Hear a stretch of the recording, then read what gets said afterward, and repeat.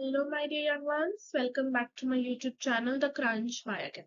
So today we are here with the topic DNA repair. So without wasting any more minutes, let's get started. First, let's begin with yesterday's question that I've posted to yesterday. So in animal cells, the endogenously produced miRNA silence gene expression balanced. So miRNA gene expression को silent कैसे करता है? Base pairing with the 3' UTR region. क्या कर रहा था वो? इधर 3' UTR रीजन था और वो इसके साथ क्या कर रहा था? इम्परफेक्ट बेस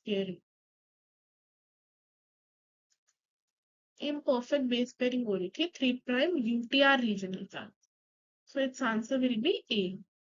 mRNA सिंथेसिस को वो ब्लॉक नहीं कर रहा था, वो सिर्फ राइबोसोम को स्टॉप कर रहा था ट्रांसलेशन करने से. वहां पे राइबोसोम था, ये सिर्फ उसको ब्लॉक कर रहा था, उसका ब्लॉकेज हो रहा था फ्रॉम ट्रांसलेशन. ठीक है, 3' रीजन के साथ नहीं करता rRNA, it's wrong.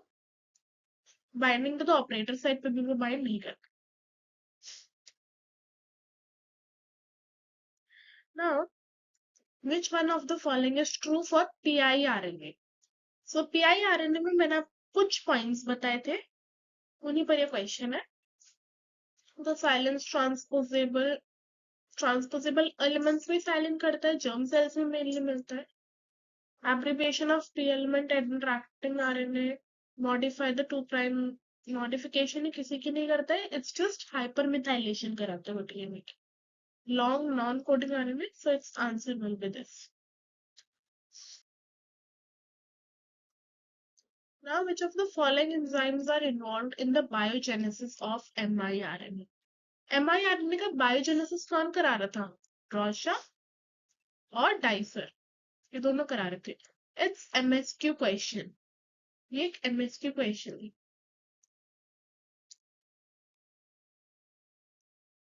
Now today's topic is DNA repair mechanisms. Two questions were also there in yesterday's video जो कि DNA repair से related थे, तो वो आज हम करेंगे after this topic. अब सेल डिटेक्ट कैसे करता है, रिस्पॉन्ड कैसे करता है, डैमेज को करेक्ट कैसे करता है. So first pathway is direct repair. इसमें फर्स्ट स्टेप आ जाता है फोटो रिवर्सल का, जिसमें होती है जो पेरिमिडीन डाइमर्स बनता है, जिसे थायमीन का जब डाइमर बन जाता है तो उसको करेक्ट करने के लिए डायरेक्ट रिपेयर, फोटो रिवर्सल. और alkylation repair, O6 methyl guanine, जब ग्वानिन के 6 कार्बन पे मिथाइल का एडिशन हो जाता है, 6 कार्बन पे ग्वानिन के OH प्रेजेंट होता है, उस OH की प्रेजेंस, उस OH की जगह पर क्या आ जाता है? OCH3. तो इसका करेक्शन, ये भी अल्काइलेशन रिपेयर में कि अल्काइल ग्रुप का एडिशन हो रहा है. एक्सीजन रिपेयर दूसरा पाथवे है. इसमें आता है पहले बेस एक्सीजन रिपेयर, जो छोटे डैमेज्ड या फॉरेन बेस को करेक्ट करता है. NER रिपेयर कोई बल्कि लिजाइम है, बल्कि डैमेज है, लिजाइम मींस डैमेज, थायमीन डाइमर्स, तो उनको ये करेक्ट करता है. और थर्ड है MMR मिसमैच रिपेयर, तो रेप्लिकेशन एरर्स जो है उसे करेक्ट करता है. Third pathway is break pathway, जैसे होमोलोगस रिकॉम्बिनेशन, एरर फ्री होता है. और नॉन होमोलोगस एंड जॉइनिंग, इस ये एरर प्रोन होता है. अब ये होता क्यों है वो अभी हम डिटेल में पढ़ेंगे.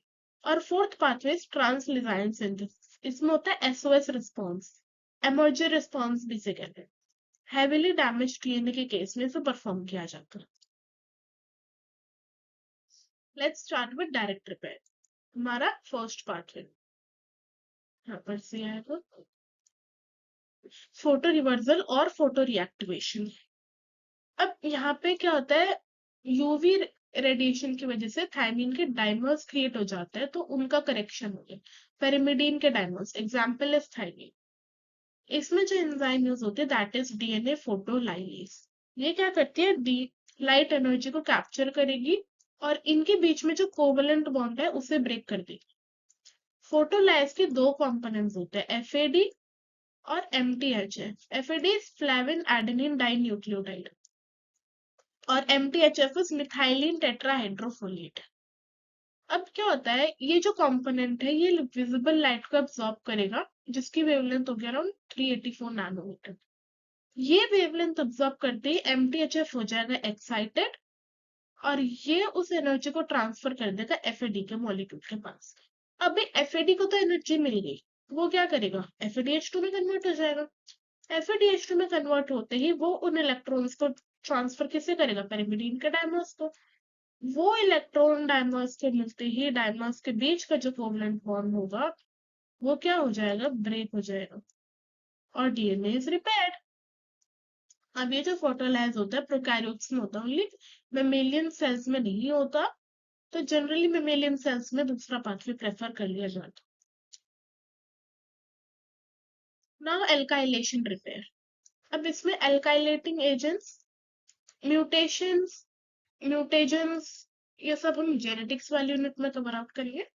फिलहाल के लिए एल्काइलेटिंग एजेंट्स वो केमिकल म्यूटेशंस होते हैं जो कि एल्काइल ग्रुप को ऐड करते हैं DNA के बेस पे, जैसे कि EMS ethyl methane sulfonate, MMS methyl methane sulfonate, nitrogen mustard, nitrosamines, ये सभी के सभी क्या है, एल्काइलेटिंग एजेंट्स। यहाँ पे O6 मिथाइल ग्वानिन एक मिस कोडिंग लिजाइन है, जो कि अगर करेक्ट नहीं होता है तो ग्वानिन से एडेनिन ट्रांजिशन म्यूटेशन करा सकता है। तो करेक्ट करना तो जरूरी है, हमें तो म्यूटेशन नहीं चाहिए। तो इस यहाँ पे जो एंजाइम यूज की जाती है दैट इज सुसाइड एंजाइम। क्यों, क्योंकि वो कैटालिटिक नहीं होती है, वो एंजाइम कैटालिटिक नहीं होती है methyl transferase. Once it accepts, जैसे ही वो मिथाइल ग्रुप को एक्सेप्ट करती है अपने सिस्टीन रेजिड्यू पे, तो वो परमानेंटली इनएक्टिवेट हो जाती है।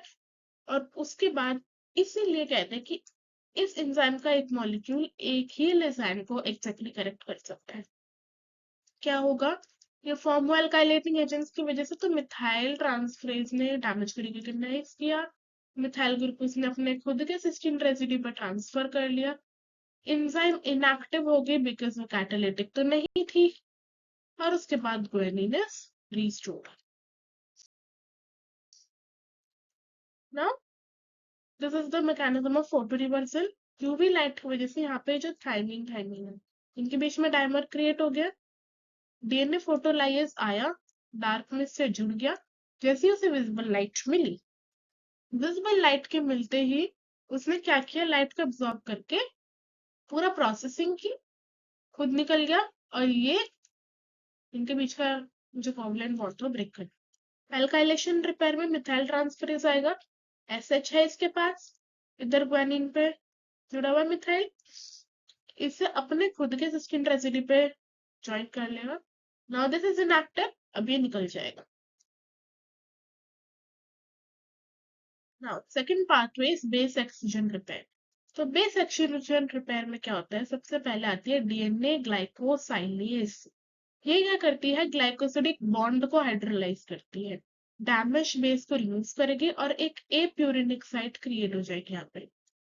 उसके बाद एपी एंडोन्यूक्लियस आके उस ए बेसिक साइट को रिमूव करेगी बैकबोन से, DNA पोल गैप को फिलिंग करेगी, और लाइगेज गैप को सील करेगा। Let's see. सबसे पहले ग्लाइकोसाइलेज इधर क्लीव किया उसने, इधर क्लीव करने के बाद ग्लाइकोसाइलेज ने फिर आया एपी एंडोन्यूक्लियस। यहाँ पे क्या साइट क्रिएट हो गई थी, एपी साइट। ये जो एपी साइट है यहाँ पे एपी एंडोन्यूक्लियस आके यहाँ पे क्लीव करेगा, यहाँ पे क्लीविंग होगी, और ये निकल जाएगा। उसके बाद पोल और लाइगेज का एक्शन होगा, and this is will be corrected. तो ग्लाइकोसाइलेज और एपी एंडोन्यूक्लियस का काम किसमें होता है, बेस एक्सcision रिपेयर। ना न्यूक्लियोटाइड एक्सcision रिपेयर। न्यूक्लियोटाइड एक्सcision रिपेयर में क्या होता है, बल्कि लिसाइंस को ये टारगेट आउट करते हैं। सबसे पहले UVRA और B DNA को स्कैन करेंगे। DNA को स्कैन करने के बाद UVRA निकल जाता है, और UVRB बेंडिंग कॉज करता है। उसके बाद इसका जो डाइमर है वो सिंगल स्ट्रैंडेड DNA का बबल क्रिएट करेगा। UVRC एंडोन्यूक्लियस है वो निक क्रिएट करेगा, 5 प्राइम एंड से 8 बेस पेयर आगे सपोज अगर ये 5 प्राइम एंड है मेरा,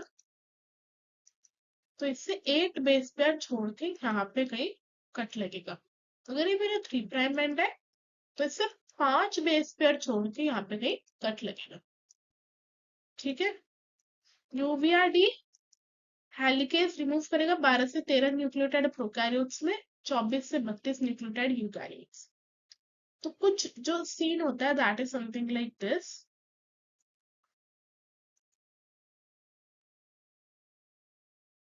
यहाँ पे कट लगा, यहाँ पे कट लगा।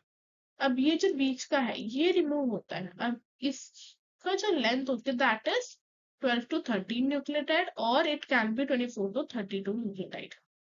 फिर पोल 1 और लाइगेज।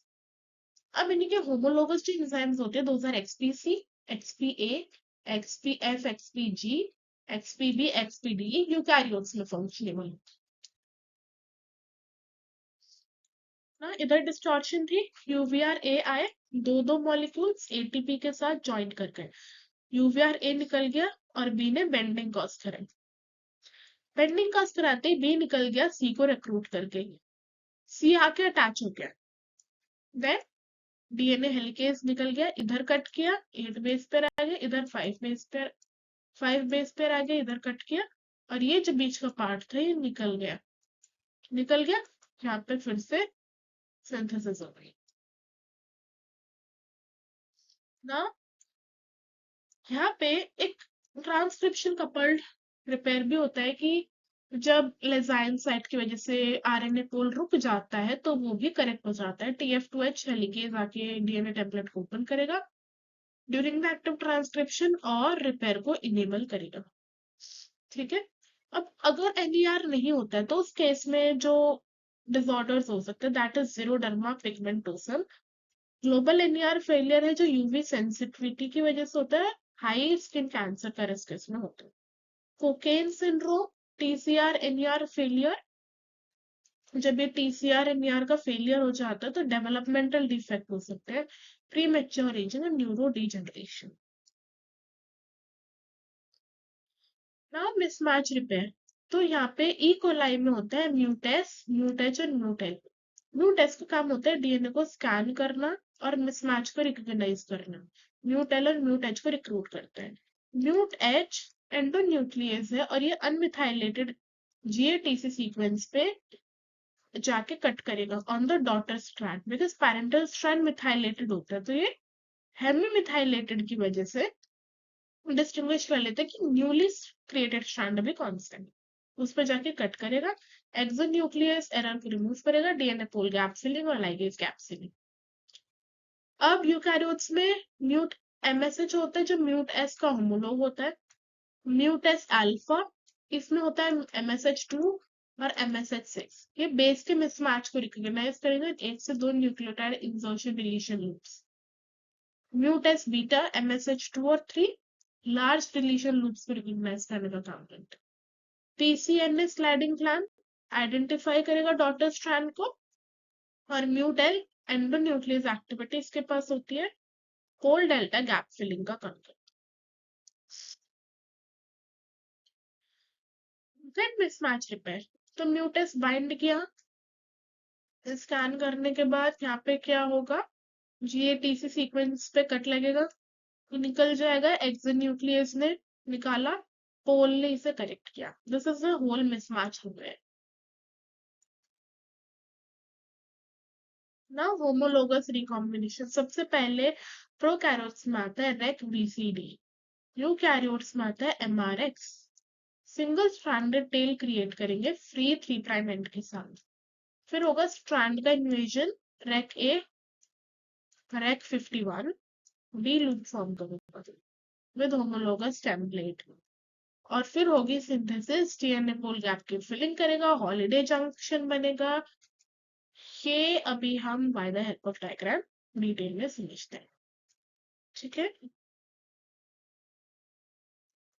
देखिए, सबसे पहले यहाँ पे हमारा लगा हुआ है कट, तो यहाँ पे क्या होगा, पहले 3 प्राइम एंड क्रिएट होंगे, 3 प्राइम की साइड पे कट लगेगा, तो यहाँ पे ये फ्री एंड्स बन जाएंगे इधर, उसके बाद ये जो एंड है ये अंदर स्ट्रैंड इन्वेजन करेगा और डी लूप की फॉर्मेशन होगी। This is the D loop. Strand invade करेगा, ये वाला स्ट्रैंड ऊपर की तरफ आ रहा है, ये डी लूप की फॉर्मेशन हुई। उसके बाद इसके कॉम्प्लीमेंट्री इस स्ट्रैंड की फॉर्मेशन होगी और इसके कॉम्प्लीमेंट्री इस स्ट्रैंड की फॉर्मेशन होगी। जैसे ये फॉर्मेशन हो जाएगी complete, this is called as Holliday junction. This is Holliday junction. फिर इस पे कट लगेगा यहाँ पे और यहाँ पे, ये पूरा ज्वाइन हो जाएगा, ये पूरा इस तरीके से ज्वाइन हो जाएगा, ये पूरा इस तरीके से ज्वाइन हो जाएगा। तो इस तरीके से ये वाली रिपेयर होता है। ठीक, नॉन होमोलोगस एंड जॉइनिंग ये एरर प्रोन होती है। G1 फेज के टाइम पे एक्टिव होती है जब कोई भी सिस्टर क्रोमैटिड अवेलेबल नहीं होता। उसमें तो सिस्टर क्रोमैटिड था तो उसी के कॉम्प्लीमेंट्री हमने कर दिया था, बट इसमें तो होता ही नहीं है। तो कैसे होगा, इसमें Ku 7080 का हेट्रोडाइमर होगा जो ब्रोकन डीएनए से बाइंड करेगा। फिर डीएनए पे पीकेसी प्रोटीन काइनेज आके इस कॉम्प्लेक्स को एक्टिव करेगी। आरटी में आएगा जो एक न्यूक्लियोटाइड न्यूक्लियस है, न्यूक्लियोटाइड को क्लिप करके ट्रिमिंग करेगा दोनों। डीएनए पोल गामा वाई फैमिली का गैप फिलिंग का काम करेगा। XRCC स्कैफोल्ड ये अटैचमेंट फैसिलिटेट करेगा, रिपेयर प्रोटीन्स को अटैच करेगा। और लाइगेज 5, इट्स एक्चुअली 5, लाइगेज 5 आके निक को सील करेगा और ब्रोकन एंड्स की जॉइनिंग हो जाएगी। Ku 7080 आके ज्वाइन किए, प्रोटीन काइनेज आके ज्वाइन करेगा, उसके बाद आर्टेमिस आएगा, then ligase 4, it's 5 I think, ligase 4 XRCC 4 आके इनकी ज्वाइनिंग होगी and this will be corrected. तो इसमें कोई भी सिस्टर क्रोमैटिड नहीं होता है, no sister chromatid is there, जिसकी वजह से एरर प्रोन होता है। ठीक है, इसमें जस्ट हाइपोथेटिकली क्रिएट हो, there is no sister chromatid. Now SOS response TLS under normal conditions lexA का रिप्रेसर बाइंड करता है सॉस बॉक्स से जो कि एक प्रमोटर रीजन है और सारे जीन्स क्या होते हैं रिप्रेस करते हैं। बट जब डीएनए हेवीली डैमेज्ड होगा तो रेक ए प्रोटीन का एक्टिवेशन होगा और जैसे ही ये प्रोटीन एक्टिव होगा रेक ए ये सिग्नल भेजेगा किसे, लेक्स ए के रिप्रेसर को। लेक्स ए सिग्नल मिलते ही उसका हो जाएगा ऑटो प्रोटियोलिटिक क्लीवेज। क्लीवेज करते ही वो क्या करेगा, पार्ट्स में डिवाइड हो जाएगा due to breaking of alanine glycine के बॉन्ड्स टूटते ही और जीन्स एक्टिव हो जाएंगे, आरएनए पोल से बाइंड करके सॉस जीन का एमआरएनए फॉर्म करेंगे। वो एमआरएनए फिर अल्टीमेटली क्या करेगा, या सॉस जीन का एमआरएनए आएगा और वो अपना काम करे, डीएनए को रिपेयर करेगा, जो भी डैमेज होगा वहां पे न्यूक्लियोटाइड्स का एडिशन होता चला जाएगा। जैसे यहाँ पे जब ये बनता है, दिस इज द पोल 4 और पोल 5। ये बना कैसे है कि यहाँ पे 2 UMD होता है, UMI UV ultra violet mutagenesis. इस पर यहाँ पे आके UMC का जब एडिशन हो जाता है तो ये बन जाता है UMDC। दिस इज द, इसे कहते हैं डीएनए पोल 5 या ट्रांसलिजाइन पॉलीमरेज। ये आके ज्वाइन करेगा, जो नॉर्मल डीएनए पोल 3 था वो निकल जाएगा, ये पोल 5 आके ज्वाइन करेगा और जहां पे डैमेज है वहां पे न्यूक्लियोटाइड्स का एडिशन करा देगा और करा के निकल जाएगा, फिर नॉर्मल सिंथेसिस होगी। This is the sauce response जो इमरजेंसी के टाइम पे यूज किया जाता है। Now these were the questions that we have posted yesterday. So इसमें mainly genetics का question है, but इसमें there is a disorder, this xeroderma pigmentosa। जीरोडर्मा पिगमेंटोसन किसमें देखा था हमने, NER पे। तो NER की म्यूटेशन की वजह से होता है। क्यू का 1, इट्स द आंसर, क्यू का 1 एक ही में है। तो कभी कभी ऐसा होता है कि हमें एक ऑप्शन से ही कंफर्मेशन मिल जाती है, but still there are some disorders which you know already, Down syndrome we know 21 की ट्राइसोमी होती है, एस का 2, तो ये ऑप्शन तो खुद ही एलिमिनेट हो जाते हैं। sickle cell anemia mutation in beta globin G, और tay Sachs is this. ठीक है, जीरोडर्मा पिगमेंटोसम पे ही इधर भी क्वेश्चन आया है, this is same question but with different disorders related. So यहाँ पे भी क्या होती है, एनईआर डिफरेंस इसका 3 ओनली इसी में ही है. ठीक है, you can match all the this. So disorders पर भी क्वेश्चन आ जाते हैं in the form of matching. Now that's all for today. If you understood it well better, like the video and don't forget to subscribe the channel The Crunch Biochem. Thank you all.